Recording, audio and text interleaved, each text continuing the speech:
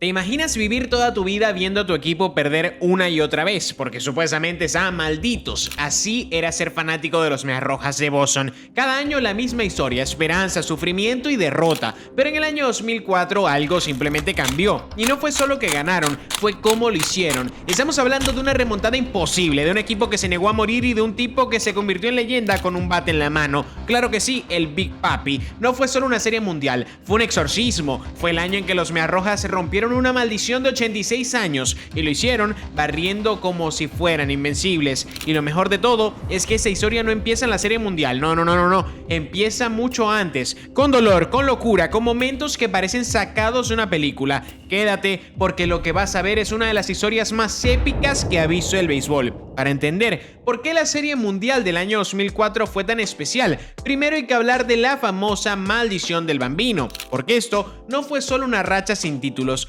fue casi un trauma colectivo. Todo comenzó en 1919 cuando los Medias Rojas de Boston, que en ese momento eran uno de los equipos más exitosos de las grandes ligas, cometieron lo que muchos consideran el error más grande en la historia del deporte: vender a Babe Ruth, el mismísimo Bambino, a los Yankees de Nueva York. La razón: el dueño del equipo, Harry Frease, necesitaba dinero para financiar una obra de teatro. Sí, su prioridad era Broadway, y a partir de ahí Boston entró en una espiral oscura. Los Yankees se convirtieron en la dinastía más grande del béisbol, mientras los Medias Rojas se hundían en décadas de fracasos, colapsos y derrotas dolorosas. Durante 86 años no ganaron una sola serie mundial. Oportunidades hubieron muchísimas, pero siempre pasaba algo. En 1946 perdieron en 7 juegos ante los Cardinals. En 1975 cayeron con aquel mítico jonrón de Carlton Fisk que fue insuficiente, y en 1986, el momento más recordado de todos, la rola entre las piernas de Bill Buckner. Estaban a un out del título, un solo out, y se les fue de las manos literalmente,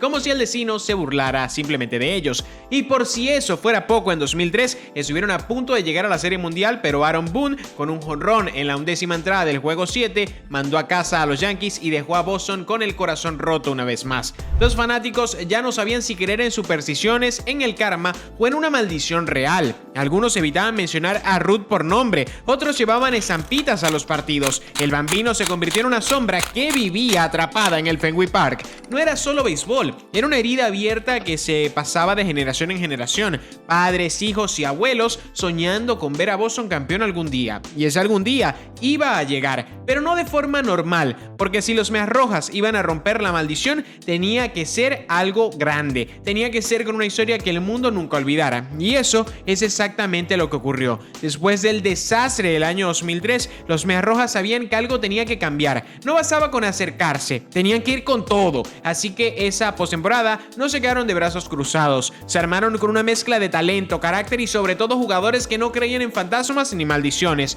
Uno de los primeros en llegar fue Curt Schilling, un tipo que ya sabía lo que era ganar una serie mundial con los Arizona Diamondbacks en 2001. Cuando le preguntaron por qué eligió Boston, su respuesta fue clara y directa: quiero ayudar a romper la maldición. Eso no es algo que cualquier jugador dice al llegar, eso es una declaración de guerra. Luego estaba Kevin Millar, el alma del vestuario. No era el más talentoso, pero su personalidad era eléctrica. En los momentos más tensos, él era el que hacía reír al equipo, el que soltaba frases como "Don't let us win tonight", una simple advertencia que se convertiría en profecía. Y por supuesto estaba David Ortiz. El Big Papi había llegado en 2003 como un jugador sin mucho ruido tras ser dejado en libertad por los Twins de Minnesota, pero en Boston encontró su casa y su voz. Empezó a batear con poder, a conectar hits claves y, lo más importante, a ganarse el respeto del dugout con su presencia. Era carismático, confiado y letal con el bate. Ese año 2004 iba a ser su explosión definitiva, y no olvidemos al manager Terry Francona, que tomó las riendas ese mismo año. Calmado, inteligente, con liderazgo sereno. Era justo lo que ese grupo necesitaba. Pero lo que hizo especial a ese equipo no fue solo su roster, fue su identidad. No eran los Medias Rojas de siempre. Esos tipos no jugaban con miedo, jugaban con hambre, con rabia, con personalidad. Eran los idiots, así se autodenominaban. La lógica: si te tomas el juego demasiado en serio, te consume. Ellos preferían divertirse, desafiar el sistema y dejarlo todo en el campo. No importaba si el rival era más fuerte en papel, no importaba el pasado, ellos venían por la historia y estaban a punto de enfrentarse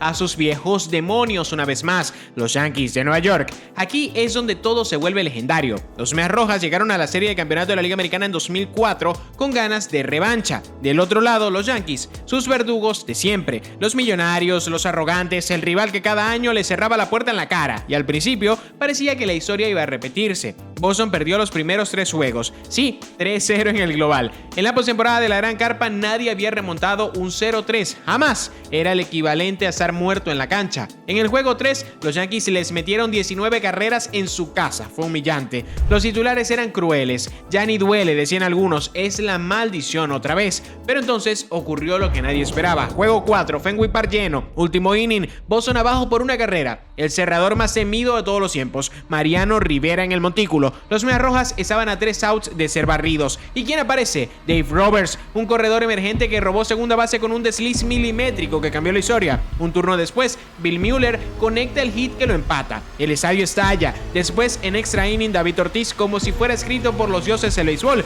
conecta un jonrón que deja a los Yankees en el terreno. Primer respiro, 3-1. Pero eso no era suficiente. Juego 5, otro maratón, 14 innings, más de 5 horas. ¿Quién lo decide otra vez? Exacto, Big Papi, hit de oro. Boston gana 3-2. Ahora las dudas estaban en el otro dugout. Los Yankees por primera vez parecían humanos. El juego 6, el más icónico. Curt Schilling sube al montículo con el tobillo lastimado, una cirugía improvisada apenas 24 horas antes, pero lanza como si nada. De su media blanca empieza a botar sangre literalmente. La Bloody Sock Game ya es parte de la mitología del deporte. Boston gana, serie empatada 3-3 y entonces el juego 7 en el Yankee Stadium. Los Yankees, que siempre habían sido los dueños del drama, ahora estaban nerviosos y Boston parecía invencible. Primer inning, David Ortiz otra vez jonrón de 2 carreras. Segundo inning, Johnny Damon Grand Slam. El juego fue una paliza, una humillación, 10-3. Los Medias Rojas no solo remontaron un 0-3,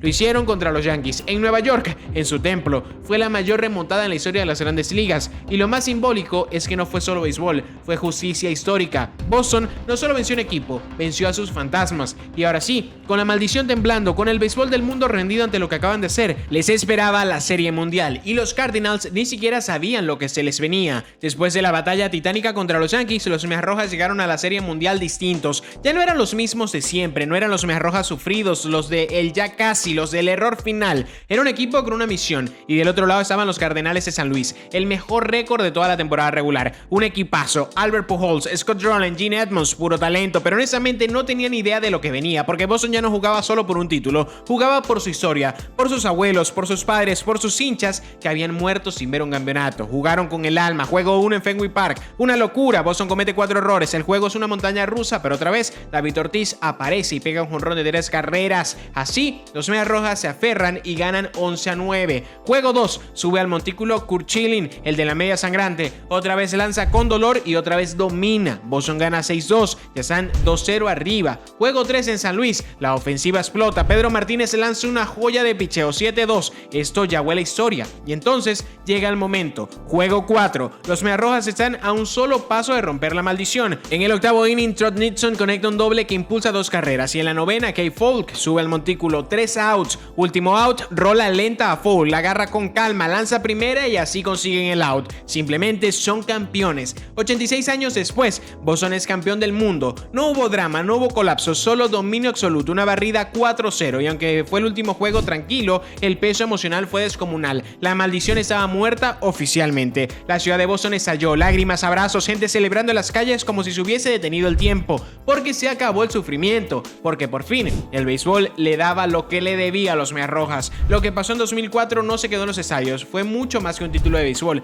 La victoria de los Medias Rojas fue un alivio colectivo, una explosión emocional que se sintió en toda Boston y más allá. Después de 86 años de frustraciones, de generaciones que murieron sin ver un campeonato, el pueblo por fin pudo respirar. Se rompió una narrativa que parecía escrita en piedra, la de los perdedores eternos, la del casi lo logramos. Eso se acabó en 2004. A partir de ese momento, los Medias Rojas dejaron de ser los malditos, se convirtieron en campeones, en referentes, en leyendas. Y lo más hermoso es cómo esa historia unió a la ciudad, padres abrazando a sus hijos, abuelos llorando frente al televisor, personas que nunca habían visto una victoria viviendo su primer gran triunfo. Las calles de Boston se llenaron como nunca antes. Más de 3 millones de personas salieron a celebrar el desfile de campeones. El equipo pasó en los famosos Duck Bows mientras la ciudad les estaba ovacionando. No era solo una celebración deportiva, era una especie de catarsis cultural. Y desde entonces, nada volvió a ser igual. Boston ganó otras 3 series mundiales en 2007, 13 y 18, pero ninguna como la del 2004,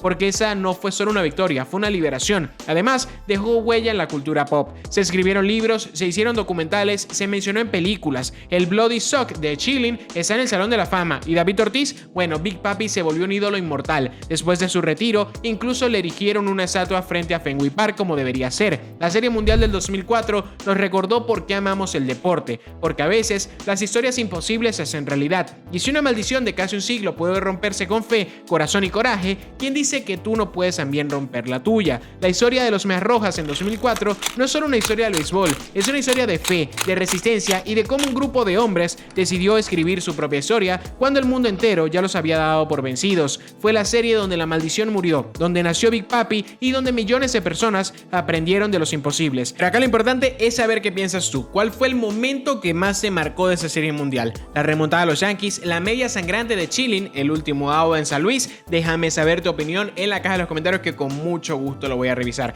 Agradecerte si llegaste hasta esta parte del video y agradecerte porque este video es el especial de los 50k de suscriptores en YouTube. Así que si quieres seguir viendo videos como este, suscríbete, dale like, comenta y comparte este contenido con toda tu familia y amigos cercanos para que cada vez crezca más la comunidad. Te dejo por aquí algún video que creo que te puede gustar mucho y que puedes ver después de este para que sigas con tu maratón. Te habló tu amigo el Capitán. Nos vemos.